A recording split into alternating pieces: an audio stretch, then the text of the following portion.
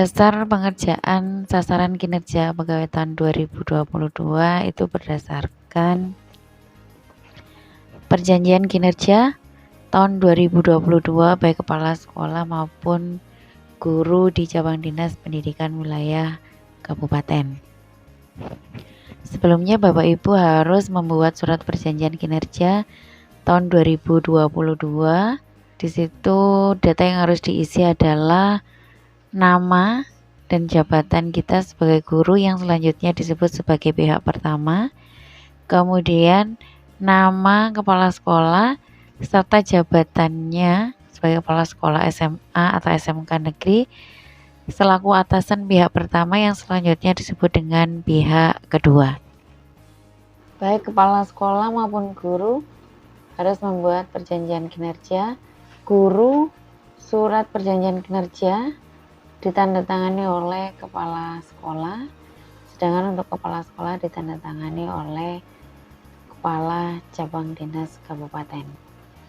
Perjanjian kinerja tahun 2022 untuk kepala sekolah SMA maupun SMK negeri cabang dinas pendidikan yang kemudian diimbaskan ke bawahan ada 5 sasaran strategis. Yang pertama adalah tersusunnya rencana pembelajaran atau pembimbingan. Kemudian yang kedua terlaksananya pembelajaran atau pembimbingan. Yang ketiga terlaksananya penilaian hasil pembelajaran dan pembimbingan. Yang keempat terlaksananya pembimbingan dan pelatihan peserta didik. Dan yang kelima adalah terlaksananya tugas tambahan yang melekat pada pelaksanaan kegiatan pokok sesuai dengan beban kerja guru.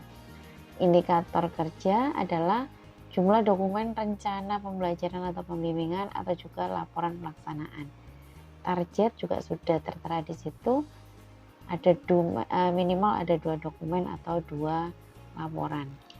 Setelah membuat surat perjanjian kinerja, Bapak Ibu guru juga harus membuat indikator kinerja individu tahun 2002, jabatan, guru ahli.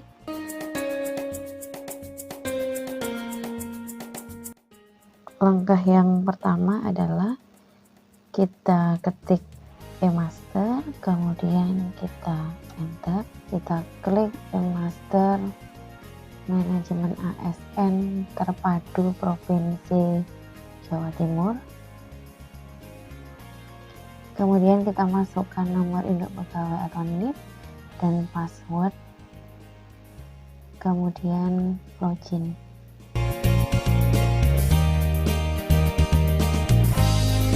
Sebelum Bapak Ibu masuk di informasi SKP ataupun juga rencana aksi, aktifkan dulu token atau tanda tangan elektronik yang merupakan bentuk keabsahan atau sahnya suatu buku kerja sebagai penanggung jawab si pembuat buku kerja.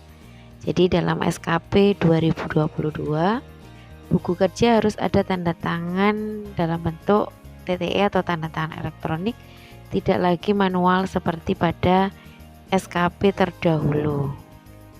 Cara mengaktifkan token TTE atau tanda tangan elektronik, Bapak Ibu bisa masuk ke setting, kemudian klik username, ini adalah nomor induk pegawai kita, kemudian kita masukkan password, kita update. Setelah tanda tangan elektronik kita sudah muncul, kita kembali ke menu awal, ke menu SKP, kemudian kita setting tahun SKP karena ini sudah disetting tahun SKP 2022. Kemudian kita save. Setelah tersimpan, kita masuk ke informasi SKP. Nah, informasi SKP tahun 2022 ini sesuai dengan masa sasaran kinerja kita di tanggal 1 Januari 2022 sampai dengan 31 Desember 2022. Jika di menu aktif ini masih tertera N, maka kita klik agar menjadi aktif. Setelah informasi SKP, kita masuk ke menu SKP. Nah, rencana hasil kerja atau SKP tahun 2022. Rencana ini berdasarkan surat edaran dari cabang dinas yang sudah disetujui, ada 5 poin untuk tahun 2022. Nah, rencana hasil kerja pimpinan yang sudah diintervensi ini merupakan rencana hasil kerja yang nantinya muncul di indikator kinerja individu untuk target dan juga satuan. Ini secara otomatis sudah muncul dan kita simpan atau kita save. Setelah rencana hasil kerja atau SKP, kita masuk ke rencana aksi.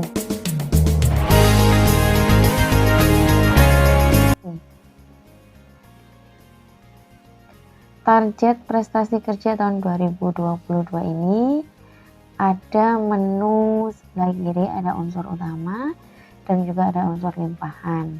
Nah, untuk unsur limpahan ini meskipun kita klik tidak akan muncul pilihan indikator, cukup kita ke unsur utama. Dari 5 yang sudah disetujui tadi akan muncul beberapa komponen-komponen yang bisa menjadi pilihan Bapak Ibu. Misalkan di tersusunnya rencana pembelajaran atau pembimbingan ini, saya memilih 3 rencana aksi. Yang pertama, merencanakan dan melaksanakan pembelajaran. Jadi Bapak Ibu cukup klik di unsur utama, kemudian pilih kegiatan tugas jabatan, pilih poin yang keempat fungsional, kemudian pilih rencana kerja, kita klik. Yang pertama, tersusunnya rencana pembelajaran atau pembimbingan. Nah, tugas jabatannya kita klik di sebelah kanan. Di sini ada sekitar 142. Jadi ada 142 rencana yang akan kita kerjakan berhubungan dengan perencanaan tadi. Misalkan saya ingin, ini di sheet yang kedua,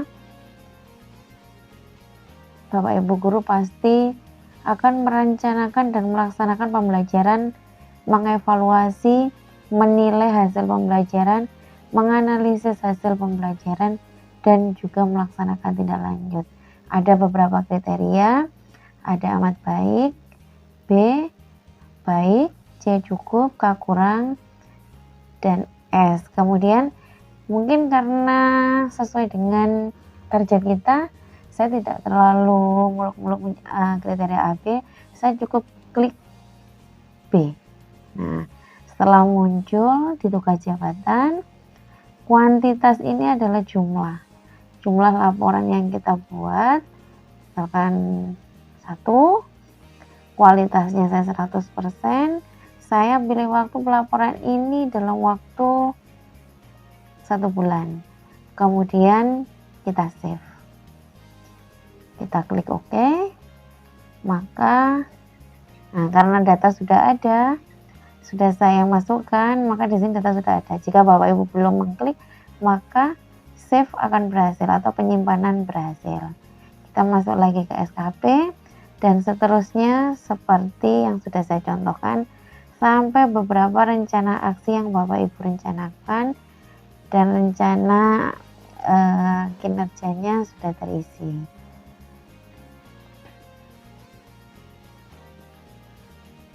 Kita klik lagi di rencana aksi dan kebetulan dari kinerja saya rencana aksi ada sekitar 7 dan saya sudah memenuhi total angka kredit karena angka kumulatif atau angka kredit minimal saya 12,5 dan saya sudah memenuhi 28,3.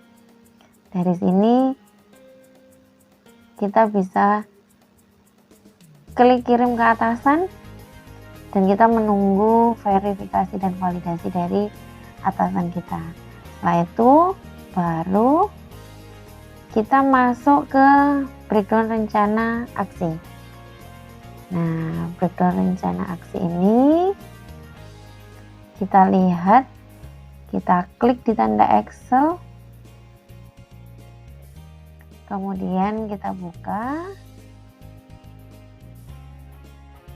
Ini adalah contoh breakdown yang sudah dilakukan, kemudian entry buku kerja dan hasil dari buku kerja setiap bulannya yang ada tanda tangan